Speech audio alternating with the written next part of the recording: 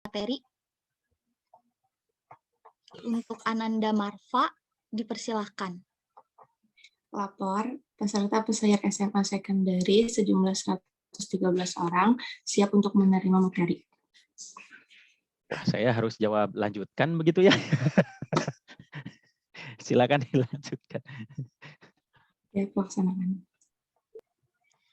Baik, Anandaku sekalian, acara selanjutnya yaitu pematerian mengenai orientasi karir pasca SMA yang akan dipandu oleh Bapak Hakim Afgandi selaku Ketua BK SMA Darul Hikam.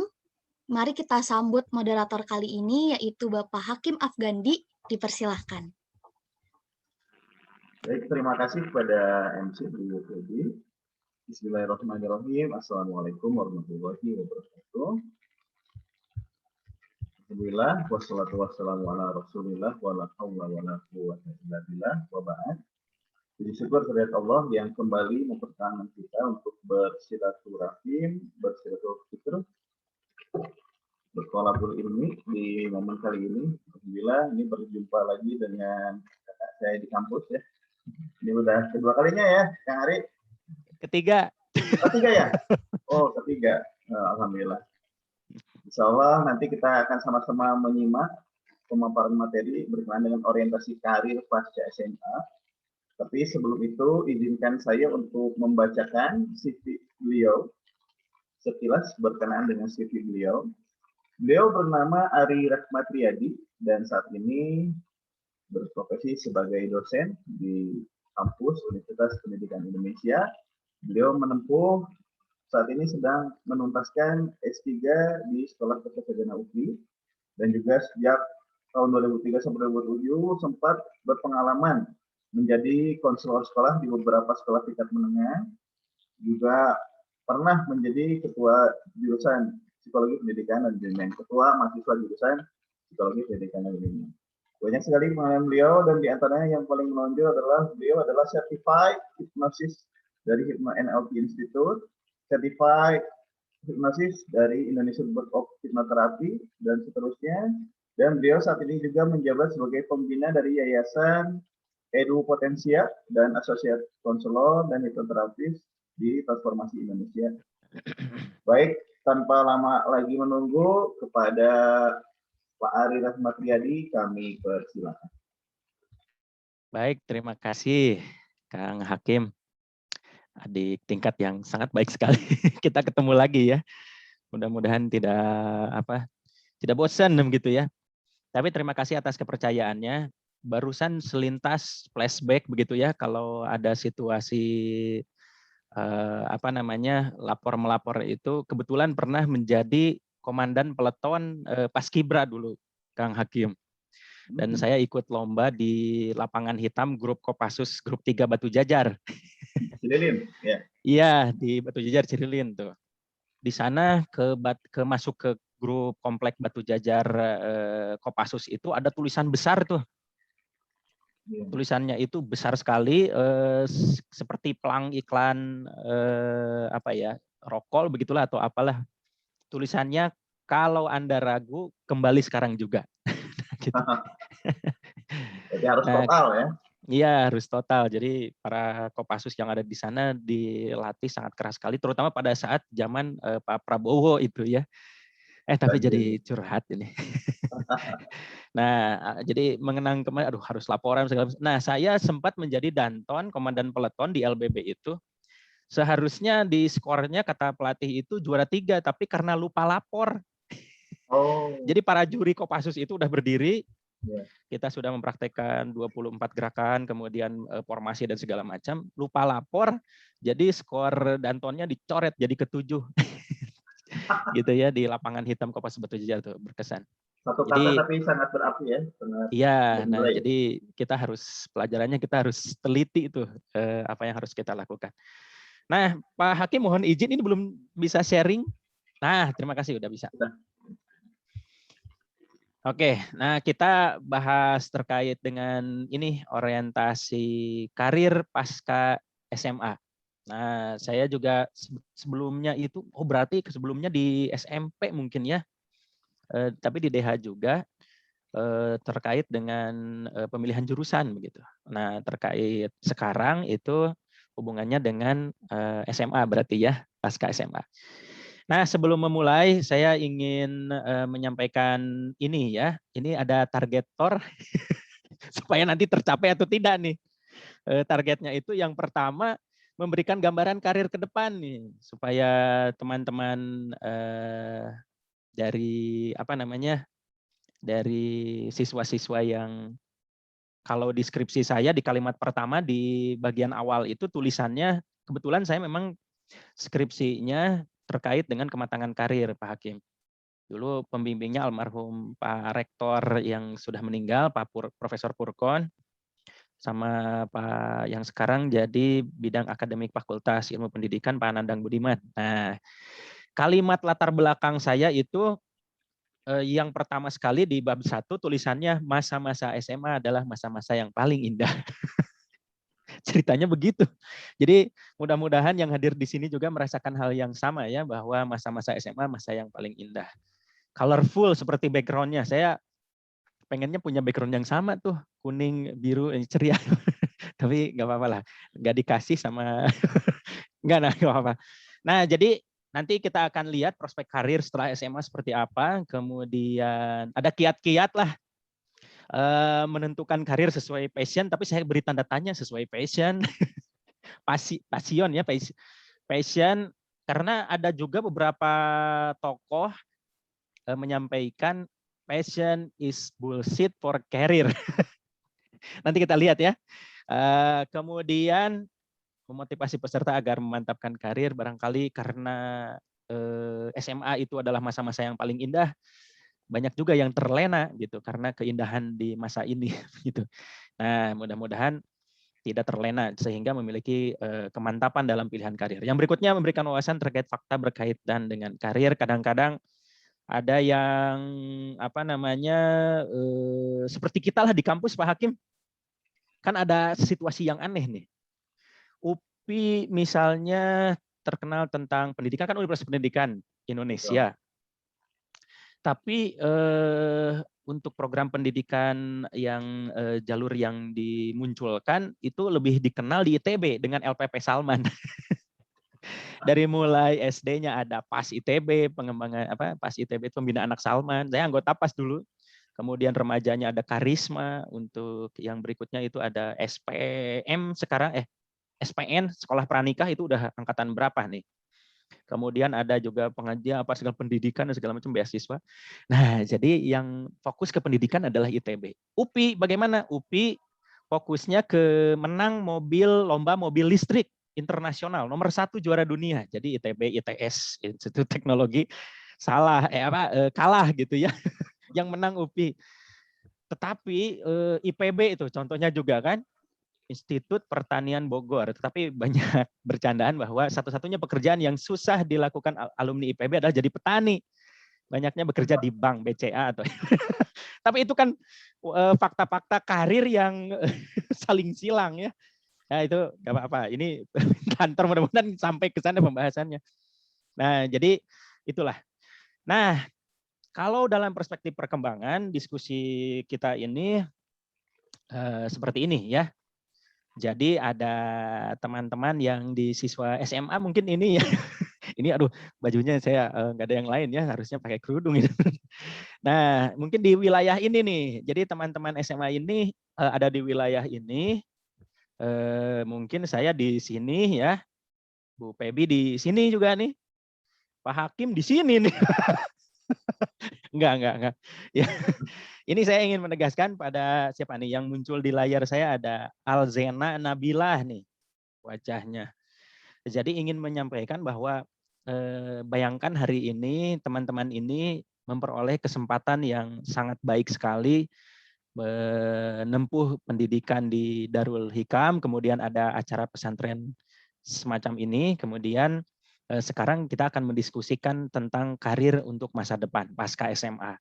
Nah, jadi ini saya nih di sini itu memberitahu bahwa ke depan ini ada begini-begini. Jadi mudah-mudahan bisa dimanfaatkan. Disimak dengan baik, kemudian nanti kalau ada yang perlu didiskusikan boleh ditanyakan. Jadi inti dari perspektif perkembangan ini, saya yang sudah berumur, Pak Hakim dan yang lainnya hanya ingin memberitahu bahwa ini loh nanti ke depan itu bakal jadi kakek-kakek, bakal jadi nenek-nenek, dan di sana ada sesuatu yang harus disiapkan oleh teman-teman SMA yang hadir pada kesempatan ini, gitu ya. Jadi semua dalam perjalanan sadari bahwa nanti akan ada akhirnya. Alzena akan, kalau kata Mario Teguh, akan dikenai hukum kehidupan tahu-tahu. Nah, tahu-tahu Alzena hamil, tahu-tahu punya anak, bukan tahu-tahu ini, tapi pasti ada proses ya. Tahu-tahu nanti udah UN lagi gitu kan. Nah, jadi sadari semuanya itu bakal ada akhirnya. Tahu-tahu sudah dikubur, itu serem. Nah, yang berikutnya ini adalah nasihat orang tua tadi ya. Saya udah tua, anak 3. Pak Hakim gimana ya? Udah merasa tua, tapi semangat terus ya.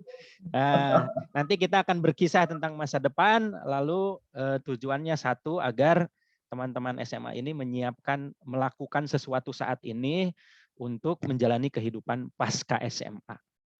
Nah, alhamdulillah sekarang ada 7 marpa nih yang muncul nih di layar saya. Oke, jadi gitu ya kesepakatannya. Oke, sekarang yang kedua itu terkait dengan pertanyaan dasar. Ini selalu saya ulang-ulang terkait dengan karir, karena karir itu kalau di teori ada namanya Donald Super, itu terkait dengan konsep diri. Jadi pertanyaannya adalah who am I? Jadi sekarang Alzena, Maya, Marpa, dan yang lain-lain itu sudah tahu siapa saya. Oh, saya adalah siswa di SMA DH kelas berapa dan segala macam. Peran saya begini dalam kehidupan dan seterusnya. Nah, terkait dengan pasca SMA, who will I become? Akan menjadi siapa saya nanti ke depan, gitu ya. Lalu how will I live? Akan saya jalani seperti apa kehidupan yang akan dijelang tadi gambarnya kan akan menjadi tua dan seterusnya. Lalu pertanyaan terakhir yang agak filosofis adalah how will I end? Akan berakhir seperti akan berakhir seperti apa nih kehidupan yang saya jalani ini gitu. Jadi ini 4 pertanyaan dasar yang akan kita gunakan untuk pembahasan berikutnya. Oke, kita masuk ke orientasi karir pasca SMA. Apa itu orientasi? Sebetulnya teorinya ada, career orientation itu banyak sekali teorinya, tapi kita ambil dari bahasa sederhana aja dari KBBI ya. Jadi orientasi itu adalah arah ya, arah sikap. Jadi saya bold yang arah, kemudian pandangan yang mendasari pikiran, perhatian atau menimbulkan kecenderungan. Jadi orientasi itu misalnya kalau dalam pembicaraan Alena dan Marva ngobrol, kamu orientasinya duit mulu. Nah, berarti itu arahnya ke uang. Pandangan pikirannya prosesnya ke uang. Kamu mau orientasinya ngobrolan tuh pacar mulu. Enggak apa-apa dong, itu kan kata Marva itu. Nah, itu arah ya, orientasi, arah, pandangan atau kecenderungan. Yang berikutnya apa itu karir? Karir itu kalau padanan katanya itu ada employment, ada job, ada occupation, ada vocation, banyak ya. Tetapi yang sekarang lagi memang yang sering digunakan adalah karir. Nah, ada satu istilah dari Super, karir itu expanded ya, diperluas maknanya, bukan hanya sekedar menjelaskan tentang occupation atau pekerjaan semata, tetapi mendeskripsikan juga life roles, peran-peran kehidupan. Alzena sebagai anggota keluarga, anaknya siapa, bapaknya siapa, kan ada lagunya tuh, anaknya saha, bapaknya siapa dan segala macam. Nah, sekolahnya di mana, itu adalah iya life roles ya. Kemudian life setting. Nah, nanti kan akan berada di setting-setting tertentu. Marpa, Alzena tuh di rumah, setting adegan di sekolah, setting adegan di dunia kerja, di work gitu ya. Itu life setting. Kemudian life event, peristiwa hidup. Entry jobs, masuk ke dunia kerja, marriage, menikah, kemudian pensiun, persiapan meninggal. Nah, itu adalah life event. Jadi karir itu meliputi 3 itu, peran hidup, adegan-adegan hidup, dan peristiwa kehidupan. Akan dilalui oleh kita semua. Nah, the term career itu pada dasarnya adalah decision making as a lifelong process. Jadi karir itu melibatkan pengambilan keputusan, entah itu hanya sederhana pekerjaan, atau misalnya pengambilan jurusan, tetapi juga memilih pasangan hidup itu juga untuk marriage, itu juga karir. Karena decision making as lifelong process, pengambilan keputusan dalam rentang kehidupan lah begitu ya. Ini semuanya bisa dibaca tuh Ari Rahmat Riyadi, staf UPI Edu. Ada di skripsi saya juga dan di jurnal. Nah, jadi tadi orientasi, arah, kecenderungan, kemudian karir itu seperti apa, kemudian pasca SMA nih. Ada istilah pasca itu ada pra, ada during begitu ya, ada post atau pasca SMA. Jadi kita mau kemana nih setelah SMA itu? Nanti kita akan bahas. Jadi itu dari sisi struktur kata frase yang digunakan untuk judul orientasi karir pasca SMA. Jadi orientasi karir pasca SMA yang akan kita bahas adalah kecenderungan pandangan diri terhadap peran hidup, adegan hidup, peristiwa hidup sebagai hasil dari kemampuan membuat keputusan sepanjang hayat secara bermakna setelah menjadi siswa SMA. Jadi nanti dalam kehidupan sehari-hari, Alzena, Marpa itu akan mengambil keputusan untuk melanjutkan kehidupan tadi rentang kehidupannya di awal, gitu ya. Jadi kita akan bahas itu. Nah, ini ada fenomena nih. Ini hasil riset saya. Ada kalimat ini, saya gembira setelah lulus tapi malah bingung mau kemana. Nah ini umum ya, umum. Tapi tentu saja di DH enggak ya, karena guru BK-nya Pak Hakim, koordinatornya tentu saja memberikan gambaran tentang karir akan sangat oke. Saya yakin ke sini atas dasar petunjuk karena saya sendiri perlu diketahui termasuk salah jurusan dulu. Saya sempat jadi masuk ke teknik elektro dulu. SMA itu dari IPA, tapi karena dulu memilih IPA itu karena IPA rasanya lebih gaya daripada IPS dan yang lain, jadi saya memilih ke teknik pasca SMA. Tanpa dasar begitu ya, tanpa dasar itu maksudnya tidak tahu minat, bakat, yang penting ya sudahlah biar agak cowok banget milih teknik. Nah, saya jalani ternyata IP-nya Nasakom, 2 semester itu nilai akhir 1, semester pertama 1,62 saya masih ingat di KHS-nya kartu hasil studi, semester kedua 1,60. Itu sangat merugi karena kan lebih buruk daripada sebelumnya kan. Jadi orang yang merugi. Nah, akhirnya saya mendalami psikotes, mendalami diri dan segala macam supaya tidak bingung mau kemana setelah itu. Akhirnya saya murtadlah dari IPA memilih jurusan humaniora. Psikologi pendidikan dan bimbingan. Jadi satu jurusan itu dengan Pak Hakim. Nah, ini adalah fenomena-fenomena yang muncul hasil riset itu 90% siswa SMA di Kabupaten Bandung, ini gabungan Kabupaten Bandung dengan bingung jadi Kabupaten Bangung. Kabupaten Bandung menyatakan bingung dalam memilih karir di masa depan. Nah, mudah-mudahan Alzena yakin firm Marpa mau pilih kemana jurusannya. Kalau mau jurusan pendidikan, pilih ke ITB. Kalau mau jurusan teknik mesin mobil itu milih ke UPI. Kalau perbankan itu milih IPB. Tapi itu bercanda ya. Karena satu-satunya pekerjaan yang tidak bisa dikuasai lulusan IPB adalah tadi bertani, padahal pertanian. Oke, nah 70, aduh mudah-mudahan tidak ada alumni IPB ya. Kemudian 70% siswa SMA menyatakan perencanaan karir masa depan mereka tergantung orang tua. Bahkan ada yang mungkin tergantung pasangan tidak jelas itu yang sudah foto prewed di mana di Instagram bareng padahal tidak jelas itu. Gitu ya. Perencanaan karirnya gara-gara pasangan dia ke situ dia ya udah ke situ juga.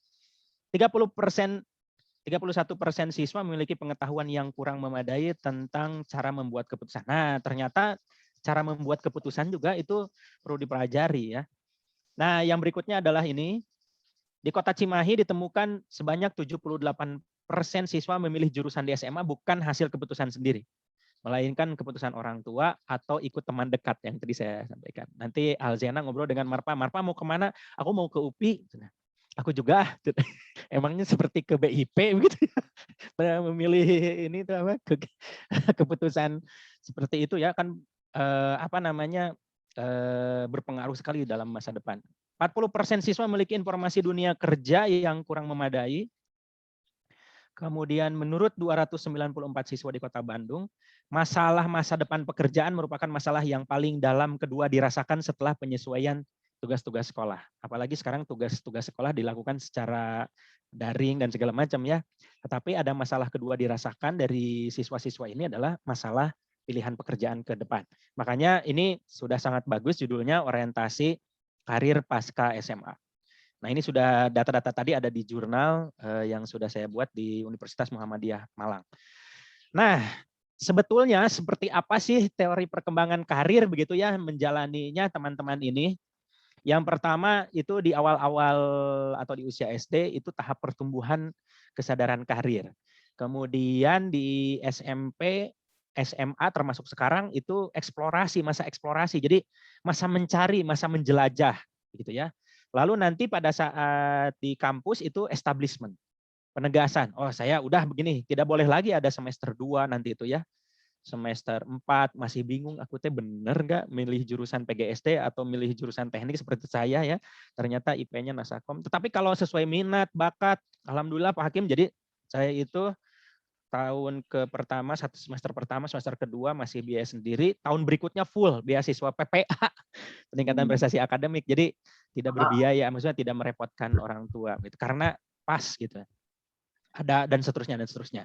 Nah, secara ringkas, teori perkembangan karir itu ada hubungannya dengan pertanyaan dasar yang tadi saya sampaikan. Pertama, SD itu kesadaran karir. Makanya anak SD itu harus sering-sering ditanya, adik cita-citanya mau apa supaya sadar karir ya, career awareness. Yang berikutnya SMP, eksplorasi karir. Sebetulnya ini irisannya dengan SMA. Tetapi karena di sistem pendidikan kita setelah SMA, jalur pendidikan akademik itu nanti menyebar di perguruan tinggi. Jadi pengambilan keputusan karirnya adalah di SMA. Walaupun di SMP juga sudah terjadi ya, mau pilih MTS atau mau pilih SMK, mau pilih aliyah misalnya ya, SMA atau SMK begitu ya. Nah, tetapi rata-rata umumnya keputusan karir itu di SMA. Makanya judul ini adalah orientasi pasca SMA, karir pasca SMA. Nah, di PT perguruan tinggi itu penegasan karir tadi career establishment, kemudian nanti di dunia kerja itu career maintenance, penjagaan karir, dan nanti pada saat akhir-akhir usia itu retirement planning, persiapan pensiun, itu namanya deklinasi penurunan. Tetapi masih bisa eksplorasi lagi, misalnya di atas 60, wah masih dikasih hidup nih. Saya mau eksplorasi lagi misalnya ya. Kemudian ngambil keputusan karir lagi, misalnya jualan online di Shopee. Shopee, gitu ya. Nah itu bisa, karena teorinya adalah teori recycle, bisa diulang lagi begitu ya kalau nanti masa pensiun sudah tiba. Nah itu mungkin terlalu jauh, tapi begini. Coba Alzena dan teman-teman Marpa, karena sudah sadar, oh kehidupan aku akan berjalan ya, nanti akan bertemu tua, yang tadi disampaikan tahu-tahu hamil, ya pasti menikah dulu dan segala macam, tahu-tahu apa dan segala macam. Jangan sampai itu tidak disadari begitu ya. Nah, bagaimana kalau saya ajak persiapan pensiun, dunia kerja, penegasan karir, itu seolah-olah mau 2 minggu yang akan datang begitu. Ditarik. Jadi yang paling penting sekarang adalah melakukan persiapan, eksplorasi karir dan pengambilan keputusan karir. Supaya gambaran yang jauh persiapan pensiun, kemudian dunia kerja, perguruan tinggi itu ditarik 2 minggu yang akan datang. Jadi sudah ada di depan mata nih. Gitu. Jadi harapannya bisa begitu. Nah, apa hubungannya dengan pertanyaan dasar? Karena ini akan berhubungan dengan how will I end? Bagaimana saya akan mengakhiri kehidupan? Kata siapa ya, kalau ada juga orang, Anda mau hidup seperti apa di masa tua nanti? Apakah mau hidup menderita dipaksa karena kelalaian pada saat SMA, misalnya dipaksa untuk nanti kan kalau sudah tua itu mungkin akan mengetuk pintu anaknya, menantunya karena nggak ada pekerjaan, atau masih repot dipaksa bekerja keras dari sisi fisik gitu ya. Karena how will I end ini di akhirnya mau seperti apa misalnya ya. Kemudian how will I live, bagaimana saya menjalani hidupnya nih. Sekarang menjalani masa eksplorasi dan pengambilan keputusan karir itu mau seperti apa? Mau leha-leha atau seperti apa begitu ya. Kemudian, nah sebagai dasarnya adalah who am I, siapa saya. Jadi Alzena harus tahu, Marpa harus tahu, dan teman-teman yang lain harus tahu bahwa oh saya itu adalah siswa SMA, sekarang posisi perkembangannya sudah remaja akhir, dewasa awal, mau menuju ke perguruan tinggi. Nah kesadaran itu harus mulai ditumbuhkan. Yang berikutnya terkait dengan judul kita pertemuan kita hari ini adalah who will I become, akan menjadi siapa saya nanti terkait dengan karir, terutama hubungannya dengan jobs dan pilihan studi begitu ya. Nah, saya ingin gambarkan bagaimana yang terjadi di masa depan karena masa depan yang akan Anda jalani. Yang pertama ini ada dari buku apa ya, lupa lagi saya. Tapi ini nanti ada di berikutnya juga. Ini adalah gambaran bahwa ke depan tugas-tugas dalam bekerja itu atau job task ini bakal banyak yang menuntut pekerjaan abstrak. hal-hal rutin, kemudian yang dilakukan manual itu akan digantikan oleh robot, otomatisasi dan segala macam akan ada di sana. Jadi mulai berapa nih, tahun 90-an grafiknya sangat naik dan akan sangat tajam di 2020, 2021 gitu ya. Kemudian masa depannya juga nih, ini ada 15 fastest growing occupation from 2016 to 2026. Ada solar energy, ada wind energy, home health aids, untuk pertolongan rumah. Sekarang kan sudah ada Go untuk bereskan rumah tuh, Go Go beresin rumah. Ada Go massage dan segala macam lah.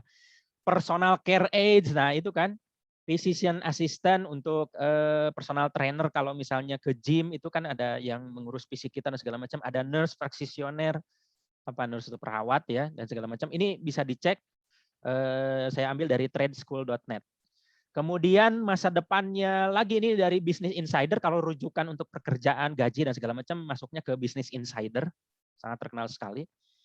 Ini ada the 30 best high paying jobs of the future. Jadi ini ada 30 pekerjaan yang best paying jobs for the future dari Business Insider, yang kan mereka itu punya analis futurolog ya, yang bisa memprediksi masa depan berdasarkan fakta-fakta yang terjadi sekarang. Itu nomor 30-nya ada industrial engineering, jadi teknik industri. Yang berikutnya adalah manager marketing manager yang sekarang kan jualan-jualan dan segala macam itu pekerjaan marketing. Computer user support, jadi teknisi apa segala macam. Kemudian human resource specialist, ya misalnya ahli tentang pengembangan sumber daya manusia. Nah, ini menarik nih. Saya kalau ngajar di PGSD, kebetulan saya ngajar di PGSD, ini akan saya sampaikan bahwa elementary school teacher is the one of the best high pay jobs of the future. Barangkali nanti mau masuk ke PGSD bisa ketemu dengan saya di kampus UPI Bumi Siliwangi ya. Ternyata itu akan menjadi high paying job of the future elementary school teacher, karena memang logikanya masuk akal. Masuk akal begini, jumlah siswa SD lebih banyak daripada jumlah SMP, SMA, dan sekarang kan segitiga mengkerucut gitu ya. Jadi ini elementary school teacher. Yang berikutnya licensed practical vocational nurse, tadi perawat tadi, kemudian speech language pathologist, ini yang membantu public speaking, yang membantu bagaimana cara berkomunikasi dan seterusnya itu. Kemudian industrial machinery mechanics, ya masih industri, electrician, ahli kelistrikan, karena semua kita kan ada kebutuhan dasar manusia itu bukan hanya kebutuhan fisiologis apa segala macam, tapi kalau kita datang ke tempat makan bukan melihat makanannya ada wifi gak, yang tercabut ada listriknya nggak di situ, kurang lebih begitu ya. Electrician, mental health counselor atau psychologist, itu juga 30 best high pay job of the future. Jadi banyak yang stres barangkali nanti konselor, hipnoterapi, psikologis, psikolog ya, psikologis atau psikolog itu akan menjadi target banyaknya ya. Bayarannya akan tinggi. Sales representative service ini sales juga ya, ternyata masih yang untuk menjual produk kan banyak orang ya. Kemudian epidemiologis, nah, epidemiologis mungkin melihat fenomena sekarang juga ada pandemi ya, atau other physician itu yang mendampingi perkembangan fisik kita. Kan sekarang lagi tren tuh apps yang akan membantu, atau misalnya ada dokternya, ada apps yang rutin latihan apa segala macam untuk workout gitu ya. Ada kemudian construction manager, lawyer, pengacara ya. Saya baru sadar, oh lawyer tuh layer, seperti pembohongnya layer, tapi lawyer, pengacara itu akan banyak persoalan hukum barangkali ke depan, barangkali siapa yang mau jadi pengacara. Kemudian information security analysis, ya, kan ada website keamanan dan segala macam. Kemudian physical therapist, nah, tadi kembali ya banyak yang physical, computer system analysis, physician assistant, banyak yang ke fisik, akuntan, auditor, health specialist teacher ya, guru atau pengajar secondary health, seperti mungkin dosen yang bekerja untuk mengajarkan sebagai spesialis terkait dengan kesehatan gitu ya. Kemudian project manager atau business operation specialist, computer information system, banyak ya. Nanti kita bisa kelompokkan nih. Kira-kira ini dominannya nih ke menolong orang sehat secara mental dan fisik, dan kemudian ke pembangunan tadi, kemudian pengacara, market research, jualan ya, nurse juga masih ada, perawat, medical and health service, ini semakin tinggi ininya ya, bayarannya, financial manager, General Operation Manager, kemudian apa nih? Register nurse juga tuh, berarti perawatan banyak yang butuh dirawat ya. Kemudian nomor pertama yang akan high paying jobs of the future adalah software developer yang mengembangkan apps apa dan segala macam, analis dan tester. Nah, ini adalah gambaran masa depan pekerjaan-pekerjaan yang high paying job menurut Business Insider, rujukan orang-orang bisnis nih. Nah, tapi kita akan bahas selanjutnya. Nah, ini ada fenomena juga nih. Barangkali sudah ada yang nonton ini ya. Pak Hakim, ini suaranya keluar tidak? Belum Pak, belum. Belum. Mungkin perlu stop Saya screen dulu, share sound. allow sound. Sudah saya share soundnya, coba. Terdengar sekarang ya? Halo, Ada. ikut saya sajikan stimulan. Apa yang dimaksud dengan stimulan? Kenal nggak sama suaranya Pak Hakim?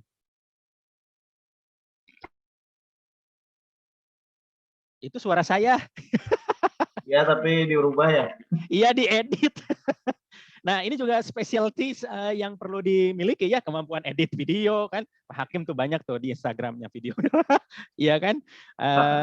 Kemampuan untuk mengedit video dan segala kemampuan untuk mengedit suara nih. Jadi bentar, ini saya ingin menunjukkan ada satu fenomena terkait dengan Kesembilan, ini fokus. mana ya? Nah, ini Bagi yang belum nonton, judulnya silahkan berapa harga outfit lo? Alzena udah tahu? Nah, ini sebagai sampel saja bagi yang belum tahu. cek secara Ada lengkap fenomena channel seperti ini Yosiolo juga nih. episode 7 dari segmen berapa harga. Kita lihat ya, outfit lo. sebentar aja. Berikut adalah 5 beberapa menit. potongannya. Di satu sisi tadi ada kebingungan, kurang informasi apa dan segala macam. Di sisi yang lain di wajah-wajah muda seperti ini, bahkan yang terakhir itu 18 tahun itu usia SMA kan. Itu sudah memiliki penghasilan dengan outfit yang jumlahnya jutaan. Nah, saya kira itu menjadi perlu kita pikirkan bersama. Wah, ini apa nih ya rahasianya begitu ya? Bisa sampai bisa begitu. Walaupun ini sangat money oriented ya, tapi ya di uang bekas bukan segalanya. Cuma kadang-kadang ada beberapa hal yang butuh uang, ya.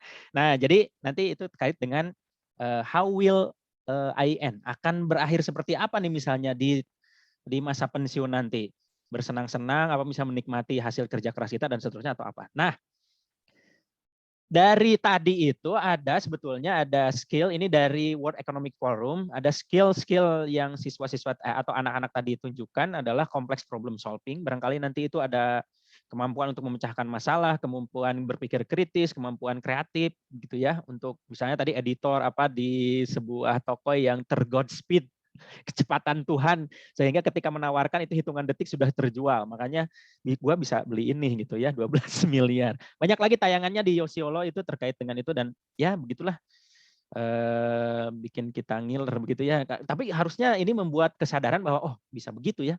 Kemudian coordinating with others, emotional intelligence juga mungkin nanti ada kecerdasan emosi yang digunakan untuk berkomunikasi dengan orang lain dan seterusnya. Yang ketujuh adalah judgment and decision making, penilaian dan pengambilan keputusan jangan sampai salah, termasuk nanti dalam memilih karir. Yang berikutnya adalah orientasi pelayanan. Ya kadang-kadang kan baru kemarin saya beli tahunya apa ya? Kasih tahu nggak ya? Tulisannya itu memang gitu, kasih tahu nggak ya? Si mereknya itu kemasannya bagus apa segala macam. Istri saya beli, ngantrinya banyak, kemudian dia keburu maghrib, istri saya pulang, nanti ngasih alamat, nanti kirim aja Mas ke rumah gitu ya. Ternyata itu kehabisan, kemudian kita diganti oleh satu pak tahu, ya bagus lah pokoknya kemasannya bagus. Kemudian dia mengatakan tidak perlu bayar lagi. Ini pengganti dari keterlambatan kami. Wah, itu service orientasinya juga butuh. Yang berikutnya adalah kemampuan bernegosiasi, dan terakhir adalah cognitive flexibility. Cognitive flexibility ini kalau kita dihadapkan pada satu persoalan, kita bisa menyampaikan berbagai macam alternatif tindakan. Nah, ini top skill dari menurut World Economic Forum. Nah, bagaimana nanti untuk menghadapi situasi di abad 21 yang ya sekarang sudah abad 21 sebetulnya. Yang pertama itu adalah the ways of thinking. Ways of thinking, cara berpikir teman-teman ini itu harus diperbaiki. Bagaimana pikiran itu harus selalu memikirkan sesuatu yang kreatif dan inovatif. Yang kedua, berpikir kritis, pemecahan masalah, orientasinya dan mampu mengambil keputusan. Dan tentu saja ways of thinking ini belajar untuk belajar. Jadi ada metakognisi. Bagaimana belajar, cara belajar supaya lebih cepat gimana nih? Gitu ya. Mungkin kayaknya untuk apa? Saya curiga ini Pak Hakim kalau nanti pandemi ini berkelanjutan misalnya, orang sekarang sudah mulai sadar, wah pengetahuan tergelar di mana saja. Saya seperti membetulkan setrika saya kebetulan Miyako dipromosi. Miyako tidak panas. Saya tanya ke YouTube cara memperbaiki setrika Miyako. Ada tutorialnya. Dibuka lempengan pemanasnya apa segala. Saya tidak beli setrika dan memperbaiki setrika sendiri. Artinya dari sisi pengetahuan apa segala itu ada caranya. Sekarang tergelar informasi ada di mana-mana. Kemudian ways of working. Ini tools atau alat-alat atau ways atau cara-cara untuk atau keterampilan untuk teman-teman ini di pasca SMA bahkan dari sekarang itu harus dilatih ya. Yang berikutnya adalah cara bekerja ways of working supaya berhasil tadi mencapai apa yang diinginkan di karir. Ways of working yang harus dikuasai yang pertama kemampuan komunikasi itu pasti harus. Bagaimana kita punya misalnya kalau tadi jualan produk kita komunikasikan. Bagaimana kita punya keinginan kita komunikasikan. Bagaimana kita bernegosiasi kita komunikasikan. Yang berikutnya adalah kolaborasi kerjasama dalam tim. Jadi kan ada there is no I in team, tidak ada huruf I di tim karena tulisan tim itu tim bekerja dalam tim berkolaborasi itu juga ways of working harus dilatih nih. Kemudian tools for working alat-alat untuk bekerja yaitu literasi pengetahuan informasi itu harus sangat dikuasai. Kalau tips and trick menjadi menantu yang baik adalah menguasai informasi. Kadang-kadang kan orang tua kita, aduh mau nginep, mau pergi ke Garut, nanti siap. Padahal tinggal ada di HP kita, ada Traveloka dan yang lain-lain. Tools for working. Kemudian literasi ICT, penguasaan informasi. Saya juga gara-gara pandemi itu tadi sudah bisa cara ngedit video menggunakan Filmora, upload YouTube, mengubah suara, itu menggunakan banyak software dan segala macam. Itu adalah tools for working. Yang berikutnya adalah kita juga harus mampu living in the world, menjadi warga negara yang bisa diakui secara lokal dan global juga. Jadi think global, act local. Jadi jangan sampai kita terasing di RT RW kita sendiri. Alzena tidak dikenal, siapa tuh Alzena? Di RT-nya sendiri nggak tahu. Bahkan jangan-jangan di rumahnya sendiri adanya sama dengan tidak ada. Ayah ibu ada, siapa kamu? Nah itu menjadi warga negara lokal global. Berpikirnya global nanti ini karena kita terhubung secara terkoneksi di dunia gitu, tapi jangan sampai lupa pada akar kita. Jangan sampai orang Sunda tidak bisa bahasa Sunda, tidak bisa tahu tata krama dan segala macam. Yang berikutnya adalah mengelola hidup dan karir, manajemen hidup. Nanti bagaimana berumah tangga, karir ke depan seperti apa direncanakan. Kemudian ini living in the world ya. Yang berikutnya memiliki tanggung jawab personal sosial karena nanti kalau kita mungkin hidup bertetangga dan segala macam itu ada gesekan kultural, ada gesekan budaya dan segala macam. Ya, yang berikutnya ini tambahan tidak ada di bukunya, tambahan aja karena kita sebagai muslim begitu ya harus memiliki juga kekuatan spiritual keagamaan sesuai dengan pasal 1 ayat 1 Undang-Undang Pendidikan. Ya, jadi spiritual and religiosity juga itu yang pertama adalah pengetahuan keagamaan, tahu ritual-ritual yang kita lakukan dalam hal kita beragama, tapi juga didasari oleh internalisasi vertikal ketuhanan. Jangan sampai kita sholatnya jungklik jungkedang tuh cepet taraweh itu gini kan. Tapi nggak tahu nggak merasa dekat dengan Tuhan. Nah itu juga bahaya. Jadi ini adalah 5 keterampilan yang harus dilatih oleh teman-teman, ways of thinking, ways of working, cara kerjanya, tools for working dan living in the world ditambah dengan kekuatan spiritual keagamaan, spirituality and religiosity ya. Nah, bagaimana dengan karir itu sendiri? Nanti ini ada 9 pertanyaan untuk memilih karir. Silakan tanyakan ke diri sendiri ya, apa yang diminati, sebetulnya apa sih hobi sekarang, lebih senang aktivitas indoor, outdoor. Nanti mungkin data hasil psikotesnya lengkap di Pak Hakim ya, terkait dengan minat atau bakat. Kemudian keterampilan apa sih yang sekarang yang dimiliki? Hard skill-nya apa nih? Ketika disebut nama Alzena, itu muncul dalam pikiran orang apa? Orang mungkin kalau di kampus saya ketika disebut Pari, oh PGSD, orang BK, keahliannya evaluasi misalnya terkait kalau ngisi karir, tukang hipnotis, kayak gitu tuh. Itu melekat kan, itu hard skill-nya, tapi soft skill-nya juga harus dilatih. Bagaimana kita berkomunikasi, silaturahim. Sehingga alhamdulillah ini Pak Hakim jadi ini tuh, aduh kenapa DH ngontak lagi, berarti ya mudah-mudahan puas begitu ya. Amin ya. Jadi ini tuh udah ketiga kalinya, begitu ya. Berarti, oh iya, Nah, kemudian apa yang menjadi bakat dan kekuatan diri, dulu saya tidak tahu tuh. Karena melihat IPA gaya, ya sudah milih IPA. Beres dari SMA, teknik cowok banget, ya udah milih teknik. sangat simpel sekali pengambilan keputusan karirnya. Tidak tahu minat, bakat, dan segala macam. Akhirnya saya di teknik Nasakom, nilai akhir 1, Yang berikutnya bagaimana tipe kepribadian. Jangan sampai kita ini bekerja di tempat atau di lingkungan atau memilih jurusan atau pekerjaan, yang nanti ujungnya kan memilih jurusan di tempat yang tidak cocok dengan kepribadian kita, itu akan sangat menderita.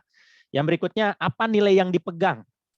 Apakah misalnya orientasi kita uang, tadi seperti tadi, Richard Mille 12 miliar, ini apa, outfit dan segala macam, itu sepatu 15 juta dan diinjak. Kalau menurut saya sayang gitu ya, tapi ya bedalah ya situasinya. Kemudian nilai-nilai ini terkait dengan keadilan sosial masyarakat, kebahagiaan personalnya apa sih? Mungkin tidak melulu uang nanti itu pilihan karir itu ya. Tidak melulu memilih jurusan terkait dengan uang, tetapi kadang-kadang ya orientasi, kadang pikiran orang tua kita, lingkungan kita, signifikan other-nya masih keamanan finansial.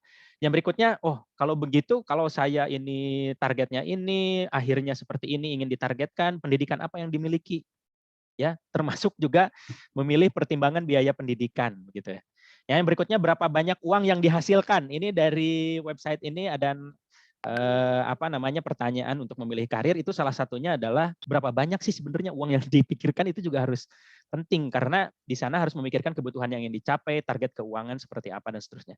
Di mana mau tinggal berhubungan dengan karir, ya misalnya kalau Anda memilih perminyakan barangkali di offshore gitu ya, di pantai atau ketemu misalnya menjadi pelaut, ketemu dengan keluarga. Ada tuh teman saya juga dosen, ketemu suaminya 4 bulan sekali. Jadi pas nikah, hamil gitu ya, ketemu lagi udah hamil berapa bulan, beresnya udah ketemu lagi, Pak. Jangan-jangan nanti pas pulang berikutnya lagi anaknya udah manggil om ke ayahnya sendiri. Itu kan ngeri. Nah, itu juga harus dipikirkan. Apa alasan personal yang dalam memilih karir, jangan sampai ini kenapa harapan personal, jangan sampai kita memenuhi hanya harapan orang tua, hanya harapan lingkungan, hanya harapan teman dan segala macam. Nah, yang berikutnya realistis atau berdasarkan passion. Ada juga yang di buku Passion is Bullshit itu mengikuti passion itu ada beresiko juga, ya. Jadi nanti silahkan lah. Itu mau realistik bahwa kita bekerja di ini tertentu, dekat target tertentu, walaupun bukan passion mungkin dinikmati di tempat lain begitu ya, selain pekerjaan. Oke. Nah, selanjutnya ini skripsi saya sebetulnya, dan ini tadi risetnya sudah saya tunjukkan sebagian. Selain orientasi di dalam teorinya, itu lebih tinggi lagi adalah kematangan karir. Apa itu kematangan karir? Jadi harapannya teman-teman anak-anak SMA ini memiliki kematangan karir, yaitu kemampuan untuk membuat keputusan dalam kehidupan secara tepat dan bermakna atas dasar kelengkapan pengetahuan dan sikap positif terhadap karir. Ya, jadi ngambil keputusan jurusan itu jangan hanya tadi seperti saya asal gaya, asal apa dan segala macam, tapi berdasarkan pengetahuan dan sikap positif terhadap karir. Apa saja unsurnya? Dari sisi dimensi pengetahuan, teman-teman ini sudah harus memiliki pengetahuan tentang diri secara lengkap. Nanti ketika ditanya Aljana tuh yang mana? Aljana tuh ini, nunjuk ke hidung, itu mah hidung. Aljana tuh yang mana? Nunjuk ke dada, itu mah dada. Aljana tuh ya ini, tubuh itu mah. Tapi Aljana tuh saya adalah orangnya ini, tipe kepribadiannya ini, bakatnya begini, minatnya seperti ini, saya tahu tentang diri saya secara lengkap. Pengetahuan tentang diri itu penting dari dimensi pengetahuan di kematangan karir. Yang kedua adalah pengetahuan tentang dunia kerja. Tadi ada 30 highest job itu dipelajari, maunya kemana, disesuaikan dengan pengetahuan tentang diri. Nah, yang berikutnya adalah pengetahuan spesifik tentang dunia kerja yang diminati. Tentu saja kalau sudah memilih, saya mau dunia kerjanya seperti ini, pengetahuan pendidikan yang harus ditempuh adalah ini dan seterusnya, itu harus spesifik diketahui. Yang berikutnya adalah pengetahuan tentang cara membuat keputusan. Nah, ini penting di teorinya dari Super ya, bahwa ternyata cara-cara membuat keputusan itu, misalnya ada pertanyaan, Anda dalam mengambil keputusan menyerahkan ke Tuhan dulu atau mengumpulkan informasi dulu? Istikharah dulu atau mengumpulkan informasi dulu? Itu juga ada teknik-tekniknya ternyata dalam mengambil keputusan. Nanti ada materi khusus di kelas-kelas oleh Pak Hakim. Bagaimana cara membuat keputusan dalam kehidupan. Ya. Yang berikutnya adalah dimensi sikap, itu terkait dengan aktivitas eksplorasi. Nah, sekarang ini sebetulnya untuk menginspirasi bahwa mulai nih harus menggali informasi karir tentang dunia kerja yang akan kita jalani ke depan gitu ya. Yang berikutnya ada terlibat dalam perencanaan karir. Jangan hanya statementnya gimana mama aja. Jangan ya. Kalau kamu mau nikah sama siapa gimana mama aja. Ya nanti itu dijodohkan, mungkin tidak cocok apa dan segala macam, tapi kalau mudah-mudahan cocok ya. Kemudian yang berikutnya adalah pertimbangan realistik. Nah, di situ mempertimbangkan kesempatan, melibatkan link, melibatkan significant other dalam memutuskan karir. Nah, ini adalah 7 komponen dari 2 dimensi pengetahuan dan dimensi sikap. Harus kuat begitu ya di teman-teman ini sudah lengkap dari sisi pengetahuan tentang diri, dunia kerja, pengetahuan spesifik tentang dunia kerja, cara mengambil keputusan, kemudian di dimensi sikap harus terus menggali informasi tentang dunia kerja, jangan sampai melihat rumput tetangga lebih hijau. Wah, menyesal kenapa nggak milih jurusan itu karena tidak tahu dan segala macam, kemudian terlibat dalam perencanaan karir dan realistis dalam menentukan karir.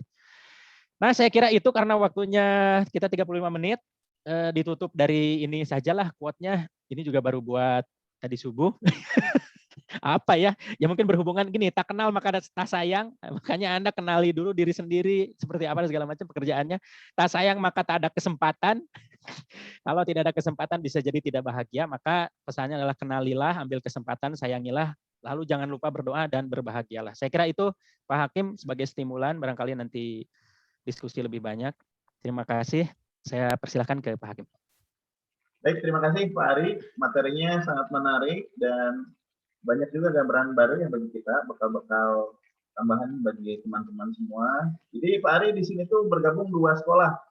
Jadi ada yang dari SMA unggulan, ada yang dari secondary integrated school. Jadi ini gabungan dari 2 unit di Darul Hikam. Kami berkegiatan bersama di kali ini. Baik teman-teman,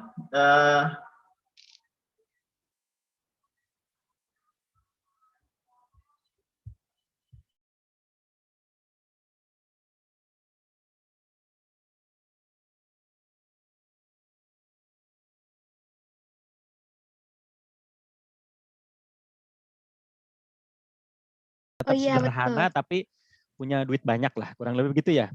Tapi ada maaf tadi terlempar ya. Oh iya, nggak apa-apa. Low Tendang. profile, high profit, bau-bau investor. Wah, kripto nih. Ya betul. Sekarang ini ada pekerjaan baru yaitu cryptocurrency ya. Kemarin di berita minggu lalu ada seorang pasangan yang memberi mas kawin 2 buah koin Bitcoin. 2 buah Bitcoin itu setara berapa miliar? berapa ratus juta. Nah, itu pekerjaan baru juga tuh kripto. Kemudian apa lagi nih? Alzena ngingetin Widi tentang masa depan. Wid, ingat masa depan. Itu yang muncul di chat.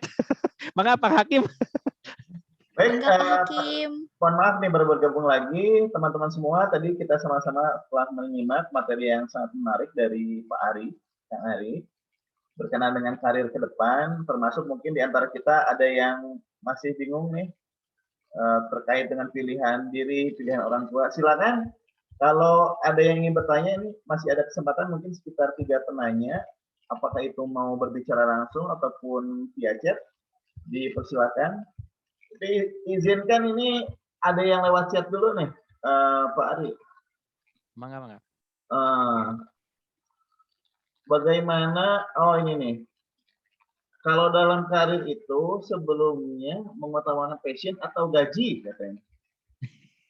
Jadi yang penting dalam karir itu mengutamakan passion atau gaji katanya. Ya. Langsung dijawab Pak Hakim. Mangga. Ya, saya ingin sharing tadi yang dimaksud tadi ya, bentar. Googling aja langsung ya. Itu saya pernah baca ada passion is bullshit itu. Finding your true calling, passion is bullshit dan segala macam. Itu sebetulnya kalau dari hasil kita kan ada mata kuliah teori konseling karir dan segala macam. Sebetulnya pemenuhi kebutuhan dasar dulu karena passion itu sudah pada esteem ya, self esteem, harga diri, kemudian impian segala macam. Tapi kalau kebutuhan dasarnya tidak terpenuhi, Ya syukur-syukur kalau pekerjaan kita sesuai dengan passion kita begitu. Tetapi pernah mungkin siapa tadi yang bertanya namanya? Pernah mungkin mendengar frase cintailah pekerjaan. Oh ini ada yang mau di-admit. Cintailah pekerjaan maka nanti dengan terbiasa itu akan menjadi passion tersendiri. Karena sudah mencintai pekerjaan lalu memperoleh hasil dan hasilnya itu bahkan nanti kita bisa gunakan untuk mengejar passion kita. Nah jadi nanti boleh dibaca antara passion, ikuti passion atau passion is bullshit. Mungkin agak kasar ya, mohon maaf. Tapi nanti silakan dibaca. Ini banyak sekali nih bahasan tentang resiko-resiko negatif ketika kita hanya mengejar passion. Tetapi kebutuhan keluarga kita terabaikan. Nanti kan akan menikah juga ya. Apalagi Alzena tadi tiba-tiba hamil. Nanti kalau suaminya mengikuti passion aja. Ini gimana susu nih? Susu buat bulanannya ya. Bahkan sekarang kan pada mahal. Ya kata suaminya, asinya dong ini keluar gitu ya. Ya tapi kan gimana kan biaya sekolah. Kan sekarang Darul Hikam itu SMA IT ya masuknya ya Pak Hakim? Islam terpadu ya? Boarding ada, yang integrated ada, yang unggulannya ada. Nah, di masyarakat, Bu Febri, IT itu sudah jadi misalnya SDIT, sekolah dasar iuran tinggi. Plesetan ya. Iya, udah jadi plesetan.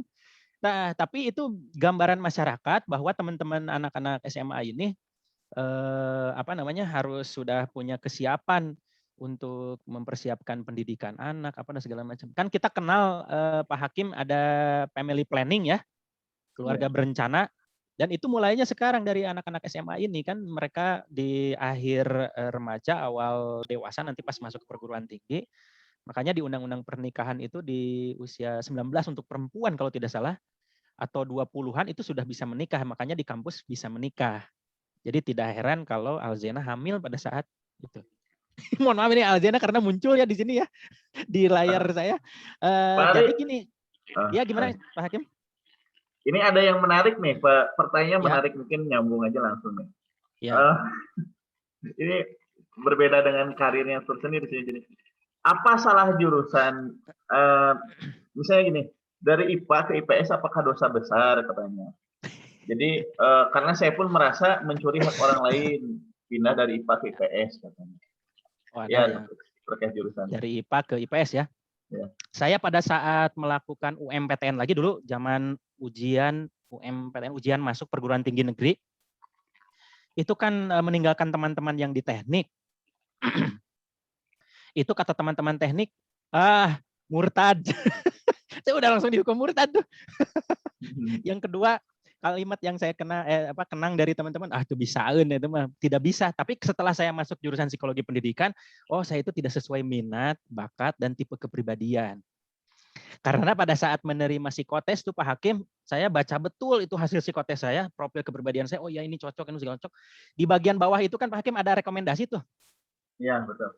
Rekomendasi bahwa Anda lebih cocok kalau memilih jurusan terkait, kalau saya ya, terkait dengan bahasa komunikasi atau sosial budaya. Waduh, langsung salah jurusan. Nah, apakah itu menjadi salah pindah jurusan segala macam? Nah, inilah kita harus firm punya personal reason. Jadi tadi alasan personal, ya udah jangan memikirkan orang lain ya, tapi pikirkan alasan personal karena minat saya cocoknya di sini, bakat saya di sini, kepribadian saya di sini, pilihan karir saya ini termasuk pilihan jurusan. Jangan dipaksakan. Dulu kan saya memilih IPA karena IPA itu tampaknya lebih gaya daripada IPS gitu. Nggak tahu sekarang ya. Atau saya tidak memilih bahasa karena bahasa itu jumlahnya sedikit, mudah dibully, orang-orangnya sering murung, sering bikin puisi, itu orang bahasa. Jadi saya milih IPA. Tapi ternyata dengan alasan tidak tepat seperti itu, tidak cocok minat bakat kepribadian, saya terpaksa harus teknik gitu karena ya tadi biar cowok banget lah. Akhirnya alhamdulillahnya karena ya mohon maaf ya IPS mungkin agak sulit memilih IPA ketika kalau saya UMPTN mungkin SNPTN. Tapi memang kalau orang IPA itu dominan masih bisa berkesempatan untuk IPS. Begitu ya Pak Hakim ya? Betul. Jadi tidak salah juga sebetulnya untuk pindah jurusan. Ya. Gitu. Tidak ada istilah mencuri jadinya ya, Pak Ari ya. Iya. Pak Ari, ini sebenarnya ada beberapa deret pertanyaan lagi, tapi saya bacakan yang terakhir mungkin karena keterbatasan waktu. Iya. Terkait karir katanya. Lebih penting kemampuan akademis kita atau soft skill kita untuk menunjang karir itu katanya. Oh iya. Saya satu angkatan dengan beberapa orang dosen begitu ya, atau misalnya melihat adik tingkat dosen, ada yang mengatakan ada selintingan, biasalah pembicaraan gibah lah begitu. Sebetulnya bagusnya dia dari sisi akademik, IP-nya dan segala macam, cuma tidak fleksibel orangnya, kaku. Jadi dipilih itu dia begitu ya. Dosen lah adalah adik tingkat. Jadi dari sisi akademik sebetulnya yang tidak dipilih itu bagus begitu. Nah, tetapi di dalam kehidupan ternyata memang kemampuan soft skill, kemampuan berkomunikasi, berkolaborasi, kemudian negosiasi, kemudian adab dan segala macam itu bisa mengalahkan kemampuan akademik. Jadi kemampuan akademik IP nanti di perguruan tinggi adalah syarat administratif. Syarat administratif misalnya dapat beasiswa mudah bagi anak-anak atau mahasiswa yang IP-nya di atas 3,5. Tapi kalau di dunia kerja yaitu administratif, misalnya melamar jadi dosen itu IP-nya harus di atas 3,5.